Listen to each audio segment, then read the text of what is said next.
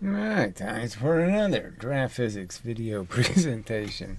Figure I might as well just make it clear. So when I did my response, I did it live, and so I couldn't really appreciate just how silly and stupid Professor Coop's responses were. This is a professional doctorate in physics, a teacher at a university, a college professor, associate professor, but anyway, professor. And he's talking shit. I mean, they are lies. I mean, I might as well just say he's lying. Okay, he's telling a fake narrative. It's not the truth. The crap he's saying isn't the truth. The truth is he just faked an experiment because he couldn't account for the truth. He couldn't make it fit. The fake story he wants to tell you is the truth. The truth he's invested in didn't work, so he had to fake it.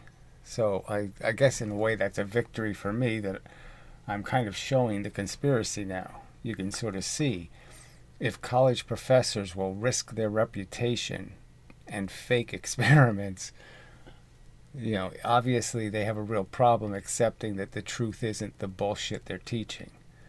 They have a real problem fixing broken physics because they won't acknowledge that it's broken and silly.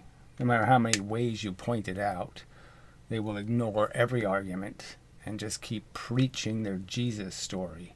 And that's all it is. It's now a religion. It's completely believed out of faith, not logic or reasoning or facts or data. So we first should start with a little bit of context. And so we'll do a little drawing. So the first experiment I suggested doing, he finally did do, okay, which is just put the same mass in and just have a mass sitting on the board. So it's a one mass, of velocity in, and just see if you can get all of the energy here into here.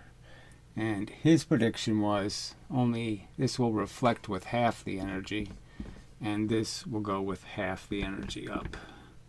That was his prediction. So proven wrong by that first experiment, because it did actually work. And as I predicted 2 months ago, you were able to get 90% of the momentum from here to pop out here. And you lost a little bit to the motion of the lever, and a tiny, 0.002, okay, or 0.02, tiny amount of reflection. I mean, just a tiny little blip up. That's it. So you lose a little bit to the lever, you lose a little tiny bit to a little bit of inaccuracy in the positioning, but you get 90%. So 100 in, 90 out. Worked well. So that's the theory. And the theory is that this deceleration would be exactly the same. This falling object will fall exactly the same if I put a half mass here. Put a half mass here, this will think it's exactly the same weight. It will behave exactly the same way. It will move exactly the same way. And it will launch this with twice the velocity because it's a half mass. And you will again conserve 90% because it's the same weight being moved by the lever, technically. From its perspective, the same amount of energy is required. And so you can expect almost twice the velocity. A little bit short, 10% short of twice the velocity. That was the simple experiment to be done next, and he wouldn't do it. Instead, he put a blob of clay. Might as well put it right on the lever, a big blob of clay right on the lever. And say, okay, I'm going to crash into a blob of clay. I mean, too silly. Who believes that was a reasonable prospect? He called this is what he called inelastic. It was supposed to be inelastic in the sense that it doesn't bounce. It was supposed to stick. So it was supposed to be elastic, but sticky elastic. Not inelastic, not deformable. So they don't even understand the distinction between these words. There's inelastic in the sense that the energy goes straight through, and there's inelastic, because you stick it. You bang one thing into another thing, the two things stick together. Now, they call that inelastic, but it's elastic. There's still hard things. They're both moving. There's nothing absorbing the energy. And there's a huge difference. I mean, gigantic difference. Look, better to use cars. So you can use cars that can't deform. They have no fenders to bend, nothing like that. They're hard bumpers. And you can make them stick. It's still elastic. It's not inelastic.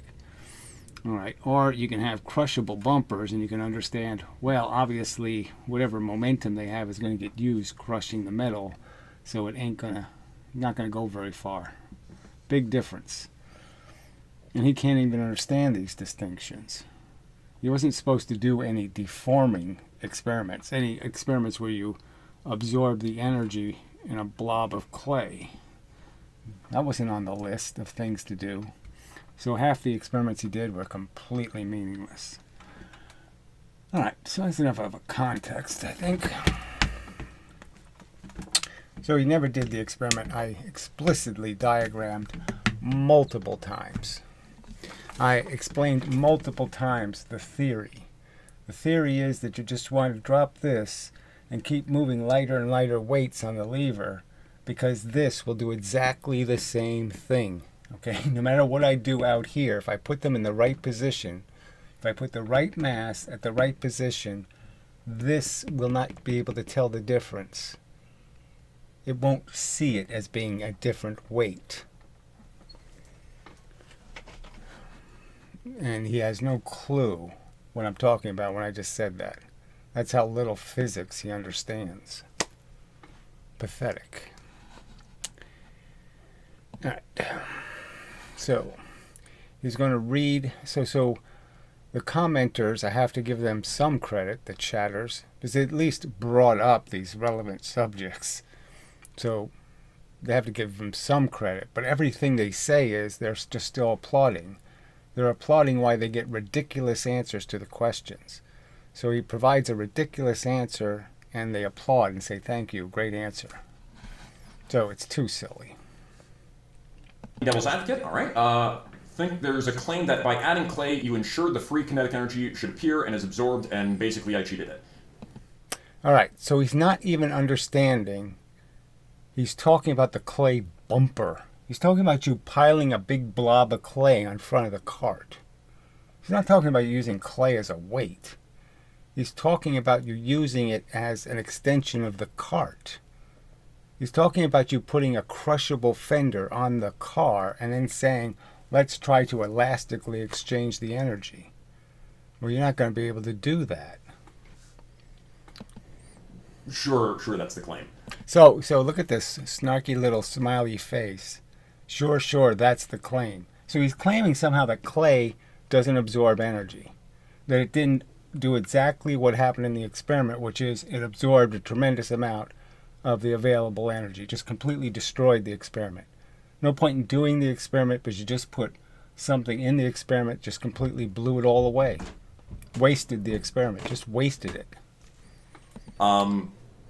Yeah, the clay was there to make sure that the carts were equal mass. So it's just unbelievable. He can't even realize that he used the clay to bang into the lever. He banged into the lever with a blob of clay between the cart and the lever. A blob of substance that absorbs the energy and turns it into heat. Completely consumes the energy that you're trying to put into the lever. He's a physicist. He's a fucking professor, a doctor of physics. And I have to explain to him that if you put something that absorbs the energy in an experiment where you want to measure energy, you're not going to be able to measure it because you used it to deform the clay. I have to explain that to a fucking college professor? Look at this snarky face. There wasn't very much clay on there, I think.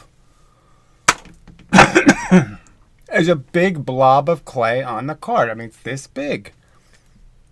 A big blob of deformable clay. maybe like 20 or 25 grams in total in the most That's almost as much as the lever weighs, by the way. extreme cases. Even for some of the carts where the masses weren't exactly the same, generally instead of just using clay, I put extra. Look, he's talking about the weights. He's not even talking about the fact that you used the clay. You stuck a big blob of clay in front of the cart. Clearly, that's what the commenter can figure out, and he's an idiot. He could figure it out. And this college professor can't figure out that's what he's talking about. He's not talking about the clay in the cart. He's talking about the clay in front of the cart. Do you really think this college professor, is too stupid to know what he's talking about? Masses on top of it, so you can actually see these masses down here. Of course, there's something that the claim is off, but See, I mean, obviously, I wouldn't make a claim you can't put weights in the cart. Why would I complain about weight in the cart? I've never made any kind of complaint about, oh, you didn't put the weight in the cart properly. Never even suggested that as being a problem. So, can you trust this guy? Is this guy talking truth, or is he a liar? Do you think this story he's telling has anything to do with... Look at this little smirk on his face. He knows the real subject is, yeah, you totally fucked the experiment. Just totally said, let's screw it up so bad we won't be able to see what Gary says is there. And that's exactly his purpose. His purpose was to destroy the experiment so you wouldn't see that his predictions were wrong. Yeah. Like fakery. Plain and simple. A fake experiment done by a professional physics professor. Okay, like I've said before, well, basically, I am no longer interested in his commentary. You weren't interested from the very fucking beginning. You evaded every question asked, and that's just a recorded fact. And all I ever did on your stupid frickin' channel was either defend myself against liars or just ask you simple questions. I never did anything that could be called offensive, beyond telling you that I don't think your response was very responsive. That was the worst thing I typed on his boards. He's demonstrated himself to be dishonest. So I didn't say anything dishonest. I didn't make any claims that were dishonest. And I'm just literally not interested anymore. And that's fine. You can be disinterested, but these aren't factual explanations for your disinterest. Clearly, it leaves plenty of room for somebody to say you're disinterested because you're afraid of the argument. Because you don't. You can't challenge my 5-minute videos. You can't challenge the accusations I'm making right now about how you did this lever experiment and the fact that it started off pretty badly for your side and it didn't get anything but worse, and so you had to destroy the experiment, and you effectively destroyed it. I do want to apologize. I did kind of block him from the channel. Kind of block him from the channel. I mean, and again, not for any comment offense. And it's his right. Like I said, there's people who've made videos and I blocked them, not because they made a comment, but because, yeah, they made videos that were disgusting. And, I'm not going to let them comment. I'm not going to let them do anything. I don't want to associate with them. So that's fine. He can say he wants not to associate. He doesn't want to answer my questions. He doesn't want to deal with my arguments. That's fine. Right? But don't lie about it. Again, just some of the stuff that he was coming out with recently was the last of a great many straws. Yeah, you're guilty of the same fucking offenses, buddy. From the very beginning, you've been nothing but a pompous, arrogant douche telling me you've proven something with one fucking little cart experiment. All right? You don't have any evidence that takes 9 times the fuel to go 3 times as fast. None of the crap your theory predicts actually happens in the real world. And you keep claiming you have all tons and tons of evidence. It's just a lie. You don't have a great deal of evidence. That's why I can actually make these arguments. It's because you don't have the evidence. I can say, link me to your evidence, and you'll never do it. Because you don't have any. Leibniz didn't have any 350 years ago. Descartes had a piece of gimmick. And that's all this whole thing is made out of. It's gimmicks and lies. And, again, if you can't honestly... No, I didn't do anything dishonest, you liar. So there's no dishonesty in anything I've said or done. You liar. You know, be an honest interlocutor and keep away from just slurs of insults, then Yeah, bullshit, okay? You did plenty of slurring insults, okay? You rewarded people on your board for writing disgusting, frankly, retarded poetry. All right, just absolute shit talk. I'm just not interested. But I do apologize to those of you who were. I do apologize to those of you who had. Yeah, there was actually conversations about physics. Yeah, so he deleted that with my comments. But that's fine, whatever. He wasn't going to answer the questions anyway. Comments up in one of those chains. Those apparently got removed. My apologies for that. So again, my apologies for anyone who was involved in a conversation that got removed. And so let's just understand, he's eliminated my ability to respond on his board to any of the liars in his comments section. And the comment section is just full of lies about what I've said or what I've done in the past, all kinds of crap that's just lies. And he's letting all that shit just fly. And he's taking some sort of high road. Yeah, fuck that. For that. So the hard elastic collisions, So hard elastic, so he doesn't know what the concept is, right? So he understands the concept. He says hard elastic. That's what you were supposed to be doing. You weren't supposed to be doing soft elastic or inelastic. You weren't supposed to be doing some sort of deformation experiment. You were supposed to be doing hard elastic, and you didn't do it. Plainly. I played around with that a little bit. So here's where this is just such a giant lie. All right, so in the original showing of the experiment, before he did the experiment, he had a little like spongy thing on the end of the cart because he was concerned that somehow the cart might get damaged in some way. There hardly was not enough energy to hurt these carts in any way, but regardless, it would be better to have an object extending beyond the flat surface of the cart. So the idea is you put something on the end of the cart so it hits with all the energy in one location on the lever, and it's not going to be changing locations of how it hits the cart. So all of that makes sense. But the idea would be to use like this, a hard piece of plastic or a little piece of wood, or there's so many things you could come up with to stick on the end of the cart. Clothespin, all kinds of things would have worked far better than a blob of clay. I basically put some rounded screws on the end of these carts, but what? Says yeah, but there's no buts here, okay? The fact is he did it, and guess what? The results didn't come out the way he liked them to come out, okay? They weren't coming out his way, so he had to find a way to escape doing that experiment. What I was getting from my results was pretty much the same. So this is the magic line, right? So, I mean, just keep lying, all you liars. Piro, the rest of you liars. Just keep lying. His equation says it should come out the same. That's proof for his side. So coming out the same as the springs would have been decisive proof for his side. His argument would be decisively proven if it behaved the same way as the springs. The springs aren't technically supposed to be necessary in an elastic collision. The fucking equation that he's using is for elastic collisions, not spring collisions, just elastic ones. Any hard elastic, any elastic collision should obey that mathematical formula. So the fact that it came out the same as the spring would have been perfect evidence. That would have been exactly what he would be looking for. That's exactly the result he would want it to come out as. And yet he's saying that's a problem somehow. They were coming out the same way as the spring. That's a problem somehow. Is that a believable argument? If they were coming out just like the spring, you would have grabbed your cameras as soon as possible to capture the golden moment of your perfect proof. And he somehow is telling us, well, I thought that was the wrong answer somehow.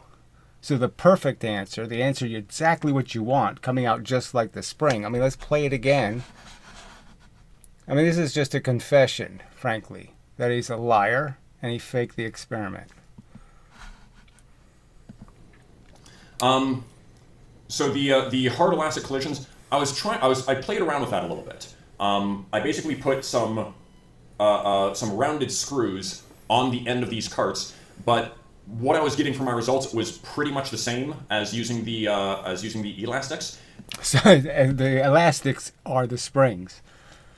So yeah, it came out just like the spring experiments, which is exactly what you want to have happen. Exactly. For his theory to be right. That's exactly what it's supposed to happen. And here he's, hey, but yeah, I figured that's way off. Can you get more dishonest? Come on. He gets the outcome that's exactly his prediction. And he somehow said, well, I threw that idea out, and instead I put a big blob of clay on the end of the cart. And in order to affix them to the fronts of the carts, I was having a hard time doing that as well. So he couldn't figure out what like masking tape is or double-sided tape or, yeah, I mean, all the ways. I mean, there's so many sticky devices you can use, for sticking stuff to surfaces that you can just peel right off again. I mean, how believable is this? He couldn't figure out how to stick a little piece of wood on the end of the cart? I mean, get real. Again, I don't really want to drill into these carts. Yeah, no, not necessary. So you're more fake.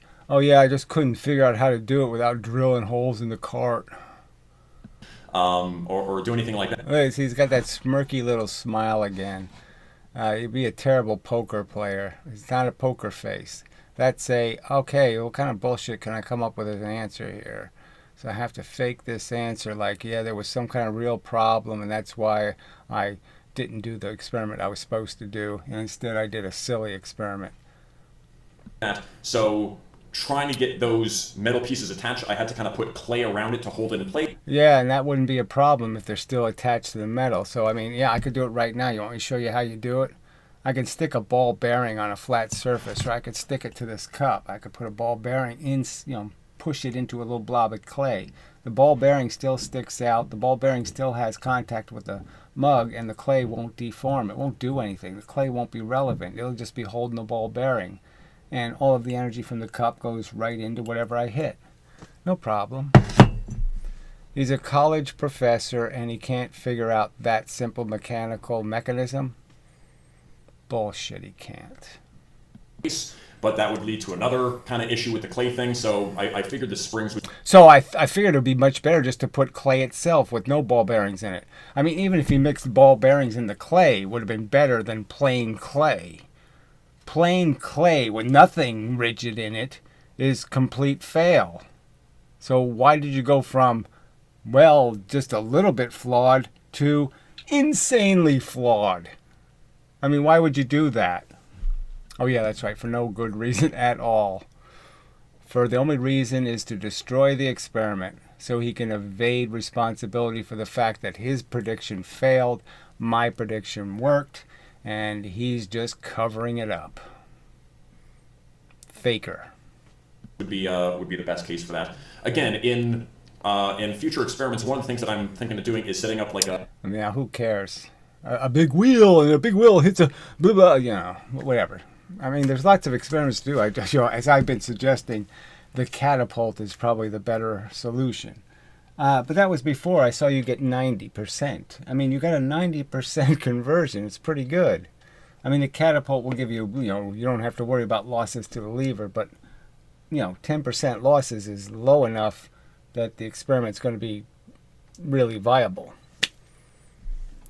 So what you already have, so he bought a carbon fiber rod, and he's really not going to do the experiment. He's not anything like the experiment I suggested from the very beginning. I never suggested springs. In the first video, I told him I have no interest. Okay, you can talk about springs and all your spring stuff, but I have no interest in seeing spring experiments. So I already said that half is uninteresting. All right, and then clay, yeah, I certainly would have said, well, if that's going to be the other half of the experiments, I'm doubly uninterested. Because, you might as well roll up some newspaper and crunch it up and put it in front of the cart. I mean, you might as well just cut the wheels off the cart. You might as well just throw the whole thing in the closet because, yeah, you're not doing any experiment that could produce a result that matters. I mean, amazing bullshit. Just amazing bullshit. I think that's all that we really have to do here. So he talks about Newton's cradle, and then he comes back to the question, and he's saying some more bullshit. So yes, I did try setting it up in that way, but like I said, there were other complications, and it wasn't really seeming to give a whole lot better results. A whole lot better results. So what does he mean by better results? So the results came out just like the spring experiments, which is exactly the result he would be looking for. That would be exactly the perfect result. If it came out exactly like the springs, that would be perfect for his side. Almost perfect. I mean, obviously his results really aren't that good even for his theory, okay? I mean, there were huge percentages off the actual what it should have been. But the point is he didn't get positions right. He didn't do a lot of things correctly because he wouldn't account for the fact that the lever gets longer as it rotates from something that has to travel a straight vertical path. You can understand you're moving the length of the lever. Essentially, you're pushing on a further part of the lever as the lever turns. So you have to account for that. But anyway, but yeah, so he lies again. He got results that are just like the spring, he's saying. Close enough. Not much different. Which is exactly the result he should have been expecting. And would have been exactly a decisive piece of evidence for his side. And he didn't film it. Because he didn't think that was the right answer. The perfect answer wasn't the right answer. Do you believe that? Probably because of how I was trying to affix it to that, how I was trying to affix it to the cards. Again, so bullshit, just absolute bullshit. So he claims the results came out just the way his theory would predict, yet he threw that away because there was something wrong with it, even though it came out exactly the way his theory predicts. I mean, what can you call this other than bullshit? I mean, that's a lie. It's just nonsense. It's implausible. It's nonsensically implausible that that's how it worked. You got the perfect result you were looking for, and you threw it out because it must be an error. In maybe a couple of months or maybe in the new year or something like that, I'd love to do another experiment like this where instead of maybe using a lever, use like a wheel or something. Yeah, whatever. He just keeps... The fact is he bought this carbon fiber thing. He paid money for it. He's figured out some things through doing the experiment. He's learned some things. And he's got an experiment that's pretty viable. And instead of going with it, he's running away from it. Something like that. And then have something on the wheel where something can come in, hit it, and bounce off like a more. So he keeps talking about this bouncing off crap. You're not conveying energy from one object to another object if something's bouncing off. I mean, I know you believe that you get more energy in something when something bounces off the wall. Twice the energy goes into the wall somehow. I mean, I know that's your wacky notion, but do you really believe that? That more energy goes in when I throw something that bounces than when something like a steel ball crushes into the wall? I mean, too silly. A swing thing like that. But again, I'm good on levers for at least the next couple. Oh, yeah, I'm good because, I didn't really like the way it was going. That's what he's really saying. I didn't like what he was seeing. He didn't like what he was seeing. Because what he was seeing was, it's making free energy. And he couldn't account for that. And he can't account for it, and you won't be able to account for it in the future because it doesn't happen, frankly. It doesn't take 9 times the fuel to go 3 times as fast. And something going 3 times as fast doesn't do 9 times the damage. It's a fake fable they preach. It's just religious garbage. It's a Jeebus story. It's just crap. And they're defending it century over century over century with just dogmatic arrogance and just throwing insults at anybody. You're a sinner. You're going to hell. There's something wrong with you if you don't love our faith, belief system. Our non-evidenced faith belief system. If you don't think that's rational, somehow you're broken.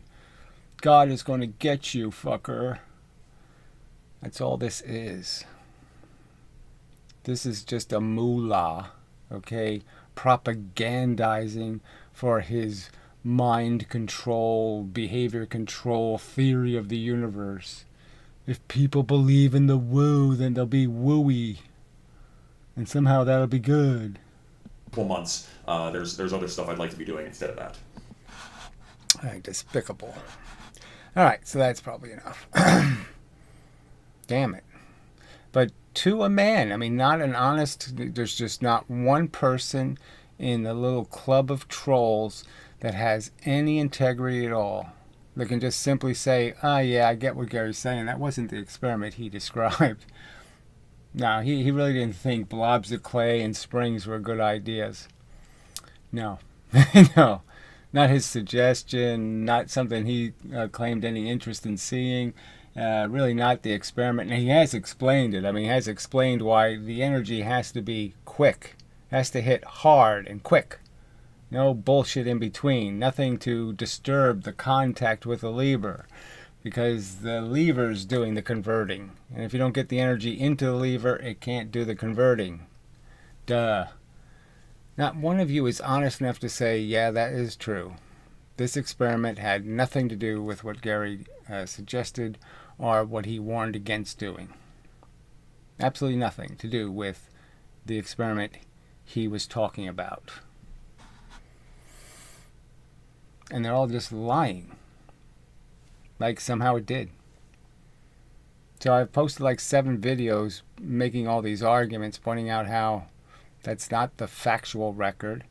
And they're just, I mean, I can't even believe Mindless Marbles is still lying. I mean, he brought up the point that he should be using a hard thing on top of in front of the cart, not a soft thing.